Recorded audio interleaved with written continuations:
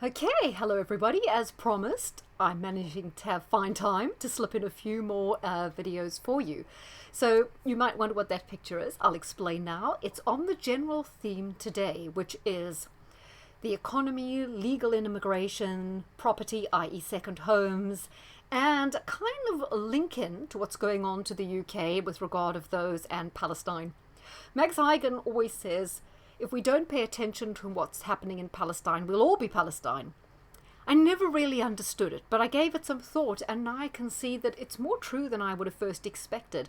I'd like to recommend this guy. He's got a rather curious name. It's Wandering Turnip, which is the name of his channel. And what he's done, which is quite interesting, is a tour of London where he kind of shows all the boarded up shops. He's particularly gone through Covent Garden, Oxford Street, Carnaby Street, Denmark Street, the Soho area, and oh god, these adverts are so annoying. But it really does give a bleak overview of the kind of things that are going on in London. I'll just better turn it down because you might be getting his sound. Okay, sorry, I hope you weren't getting your sound. It does give a bleak overview of all the vacancies across central London and what should be the busiest part of London. This is because of excessively high business rates, high rentals, not only the ULEZ, but the congestion charge zone, which makes getting deliveries increasingly expensive. When you look at this, you think to yourself, if you did eat out or buy something from any of these stores, the actual product is the smallest part of the cost because you're paying all these extortionate fees, and then there's VAT on top of the rent as well, which is more of a take of the government. So a lot of people commenting saying very similar in Paris and New York, but some people saying a better picture in Spain.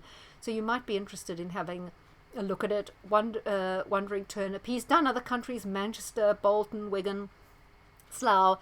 Quite a bleak picture across the country of retail in absolute terminal decline, and of once vibrant and exciting town centres becoming shoddy, run down.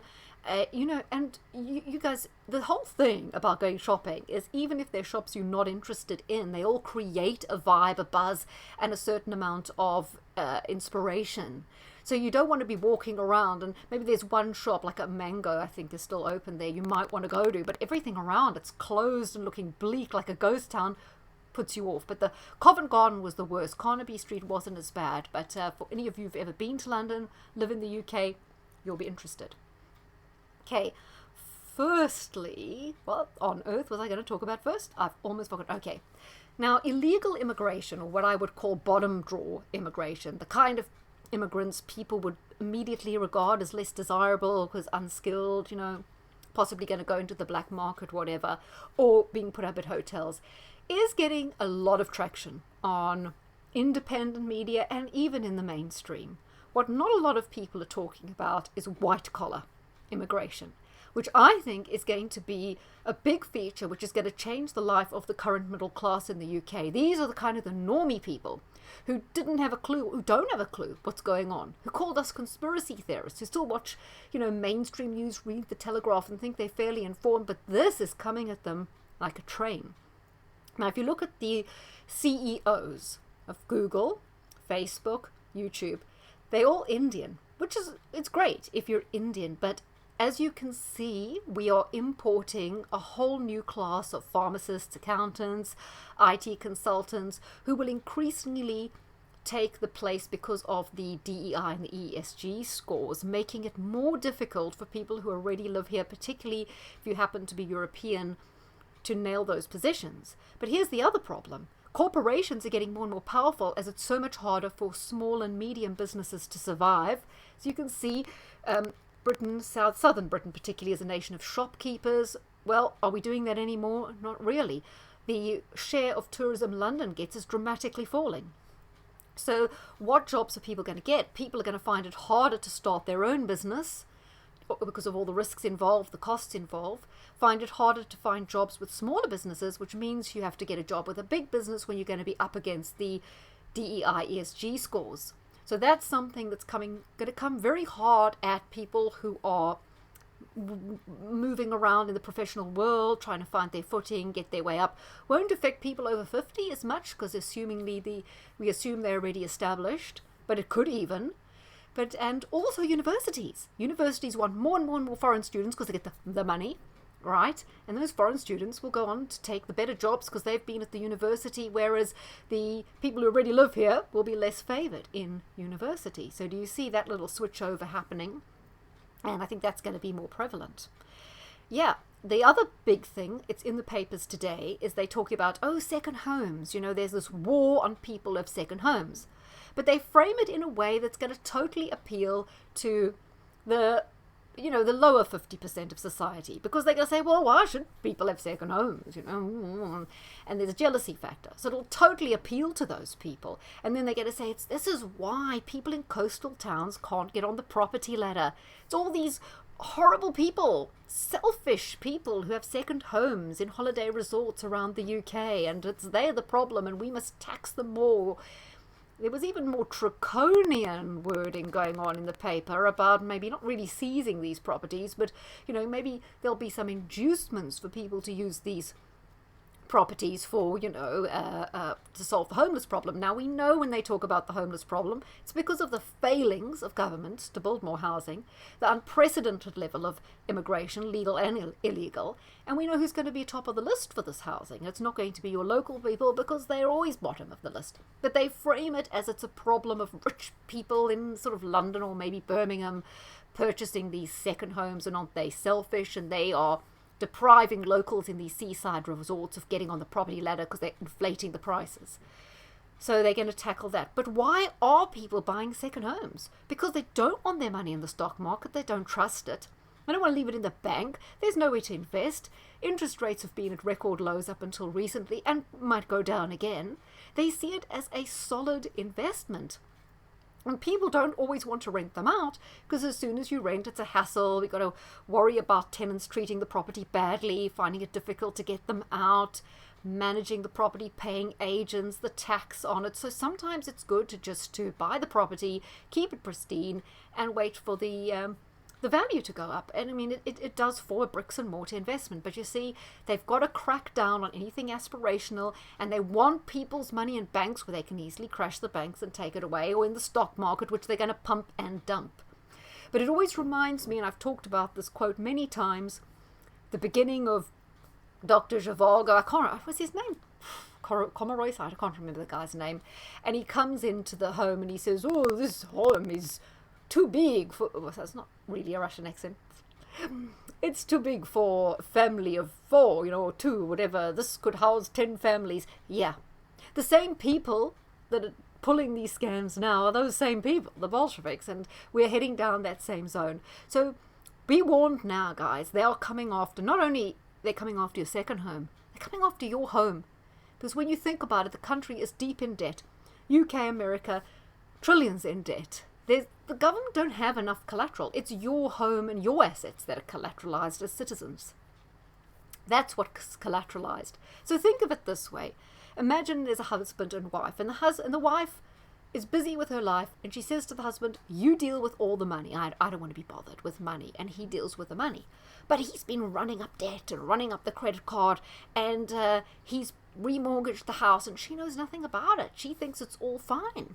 And then one day there's a knock on the door, and the bank come to repossess the home. And she thinks, what's going on? We are talking about the normal citizens. We have delegated responsibility for running the country to the government. They've run it into the ground. They've racked up enormous amounts of debt. And we are now going to be dispossessed. That's why people think, why is all this illegal immigration coming? Why are all these people just coming here and being put up by the state? Well, it's because we're the collateral and we don't kind of own the country anymore. So they can just move us, squeeze us out. Because it's other people can tell the government, well, you could look at it this way. Obviously, there's numerous complications with this statement. But it's almost like, well, the people who lent the money can say what happens to the country. And what's happening to the country is, well, those people are being moved on out. So I don't think, I mean, it's not a very pretty picture, but bear that in mind.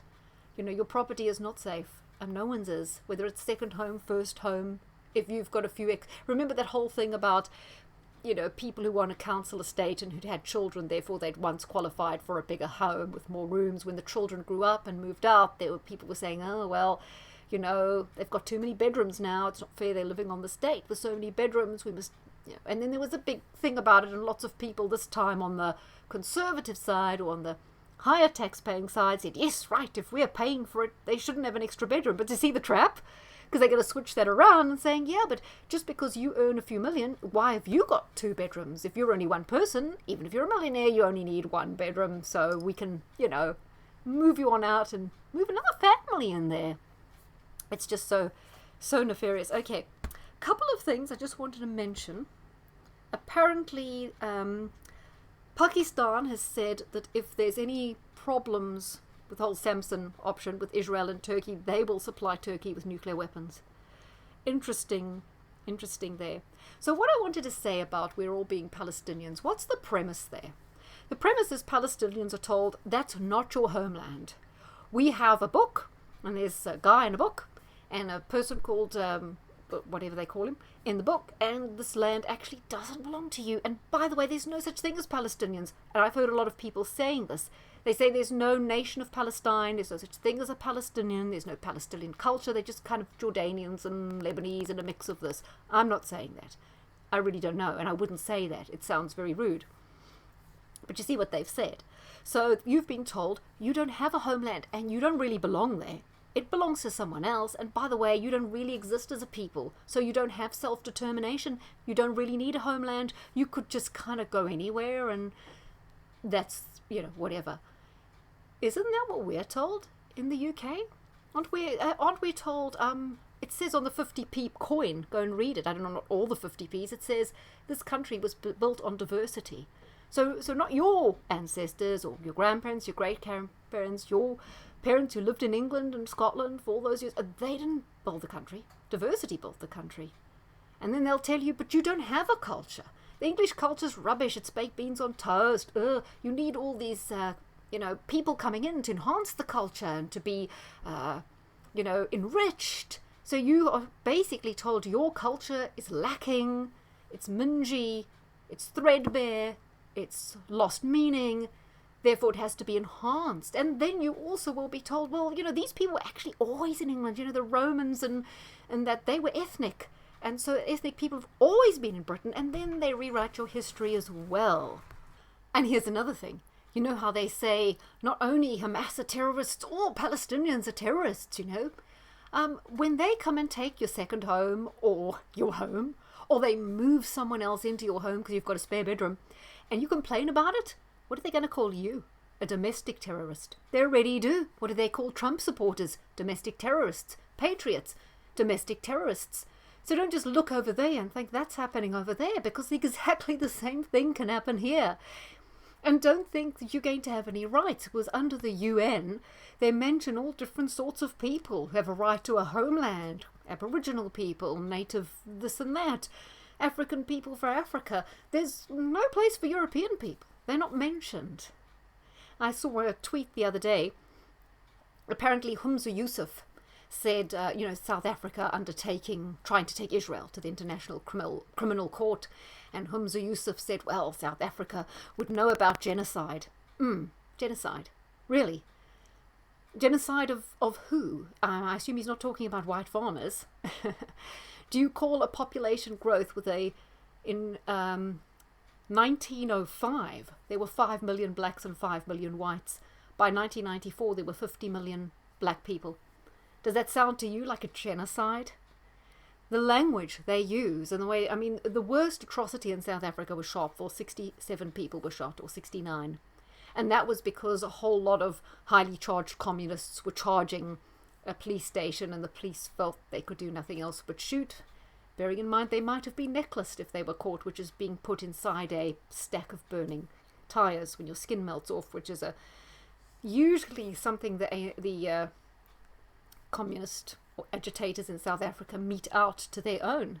So, but anyway, I said to David Scott, who'd opined on that, what Humza Yousaf said, I said that exact thing. And someone wrote back and said, well, Africa's for black people. So you see, that's the mentality. But they'll also say that because of colonialism, France and England also, for everyone that was colonized. Well, we see it happening in Ireland, even though Ireland never colonized anyone. But do you see what I'm saying? It's so easy to be dispossessed, to say you're not a people, you're not a culture, you don't deserve self-determination.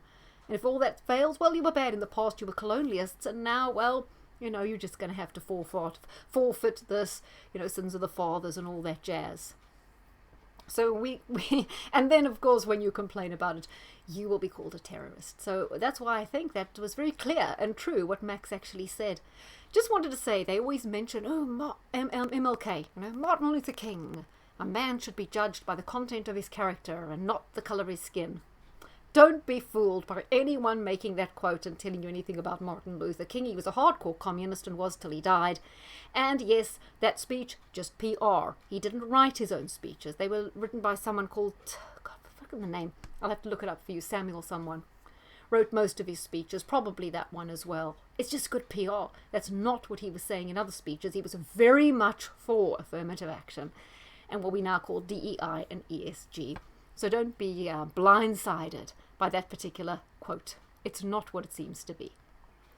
So what's my message? I don't want to depress you, but I don't want to lead you down the garden path like a lot of people in the alternate media are doing. They want to make you feel great because, the Elon Musk is being kind enough to allow you a tiny amount of free speech on Twitter. Don't fall for it. Like I say, it's a confidence trick.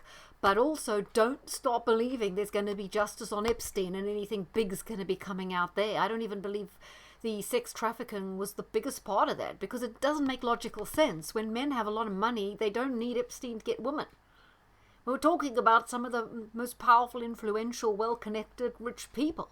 Why did they have to rely on that scumbag who was a jump-up, came from nothing, to get them women, even younger women? There was something else they were getting, and I don't really think it's all this adrenochrome and all this stuff as well. I think that's a bit salacious. Maybe it happens, maybe it doesn't, but I think there was more to what they were getting, out of that. So don't be fooled that there's going to be justice on the COVID thing, because there's a small amount coming out. Nothing's coming out. Hasn't even touched sides or raised like a hair on the head of a lot of people. There will be no justice on that. There'll be no justice on Epstein. You're not really getting free speech on Twitter. You're either being totally shadow banned that no one sees it anyway, but it's going to be meaningless whichever way. Yes, there's a big awakening going on in certain sectors, but it hasn't captured the imagination of the larger body of people. And a lot of people are not focusing on the right things. I think what we talked about tonight is the right thing. And the way to be prepared is, remember, everything in your life has to be as decentralized as possible. So the more you live like off the radar of the government, you live small, you stay very, very private, and you stay as self-sufficient as possible, the better. Because the key right now is decentralized. So the more you're getting your information, everything you're doing is on the edges, on the periphery, the better you are. Don't be sucked into "we're winning." That is a long, long, long process. These people have been working at this for thousands of years. I'm not going to win just because this Twit Musk, who's a, total plant, is so-called allowing some free speech. Take care, everyone.